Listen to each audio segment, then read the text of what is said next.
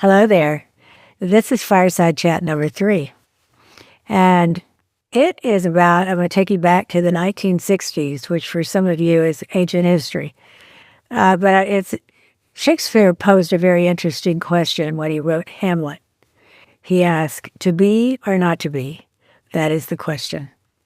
Well, when I met my husband, he came to our high school his junior year, my sophomore year. So it was 1962. And I remember when I first met him, he became fast friends with my brother, who was in his class, and they were a year ahead of me. And I thought he was just adorable. But from the time I met him, he already knew that his passion was to be an Army. He wanted to be a soldier. He wanted to be an Army Ranger. And that was exactly what he had focused on. He never lost that focus. So I didn't date him in high school. I'll never forget his senior year, my junior year, we were going to the prom, and I went with my current boyfriend, and he was double dating with my brother, and they were going out with 2 other ladies who the one became my brother's wife. But Frank came over to our house before the prom, and they had on similar ties with their tuxedos, and one of them had their tie on upside down. So I remember them trying to figure out, I was waiting for my date to pick me up, and I remember them trying to decide which tie was the right one, and it was kind of comical, actually, but I remember him smiling and his eyes flashing and thinking, oh my God, he is just gorgeous. But my thought was, I would not want to live the life of an Army wife. I would not want to live the vagabond, transfer, constant change life of an Army wife. Why? Well, I was raised in small-town Texas with very, very deep roots, very close to my birth family, and lifelong friends. When I grew up in what I call a warm, fuzzy cocoon.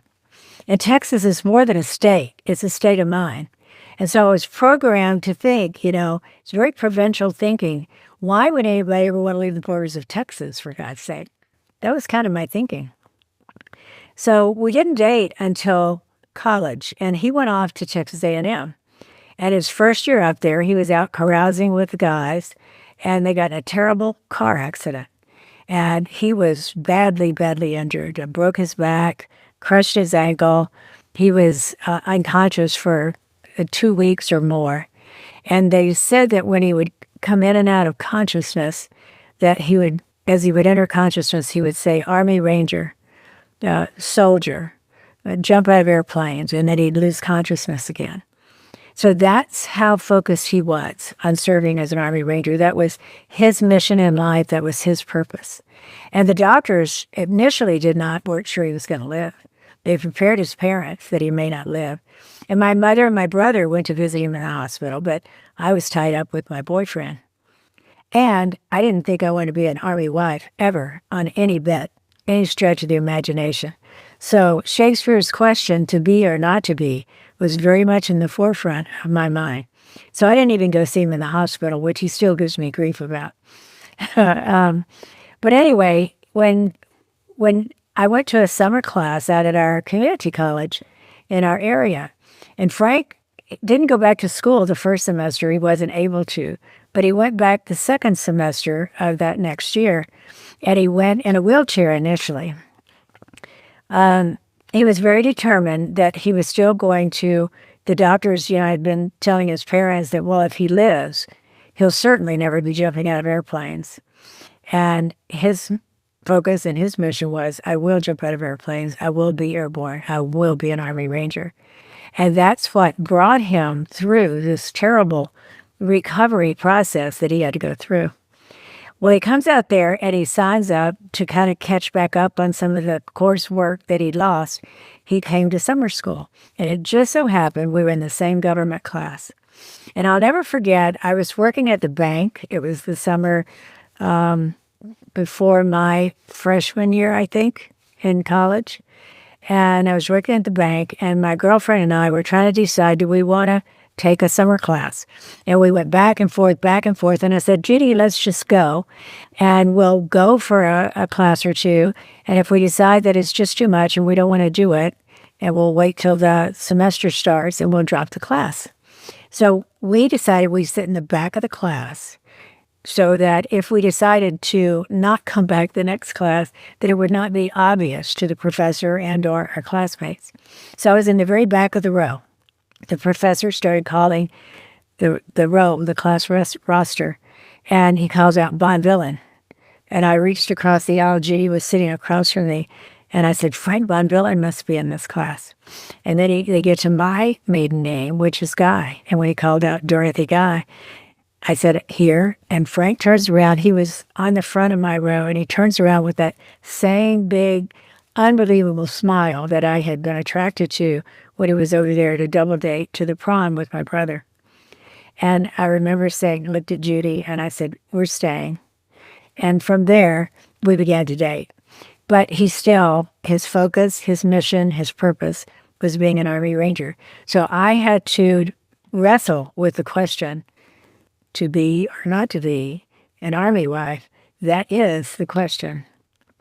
The reason I tell you that story and share that story is much later at the end of his career and now, my mission is to convey a lot of the things that I learned and share experiences and mentor young Army wives who enter the lifestyle and many of whom struggle, like I did, to deal with the constant moving and PCSs and TDYs, and they're gone a lot, they're on deployment.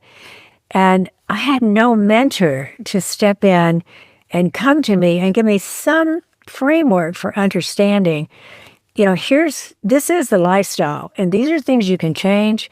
These are things you cannot change, and these are tools and strategies that you can use to become all that you can be during the process. Because I didn't really understand any of that until I joined the John Maxwell team about 12 years ago. So I was an old lady by the time that I came to an understanding of, number one, how valuable a mentor coach would have been for me as a young military wife. Because he did convince me that I did want to be a military wife because we've been married now for 55 years. But I want to share with you that I am prepared and well equipped to be your mentor and coach for dealing with the lifestyle, for becoming all you can be at a young age, and begin to think in terms of family legacy. How do I create family legacy, not only for myself individually, but for us as a family? What do I want that to look like?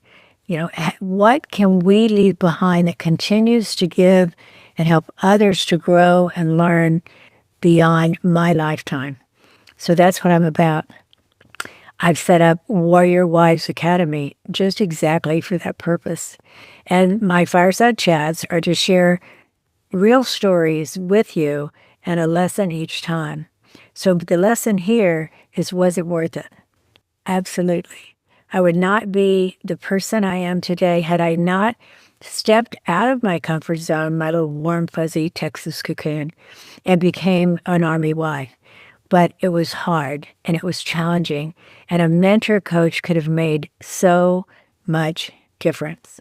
So I just want you to know I'm here. I'm prepared to help you. I'm equipped to help you. I have written a book, Loving Your Life, 7 Steps for Military Wives. I have an online course that goes with that.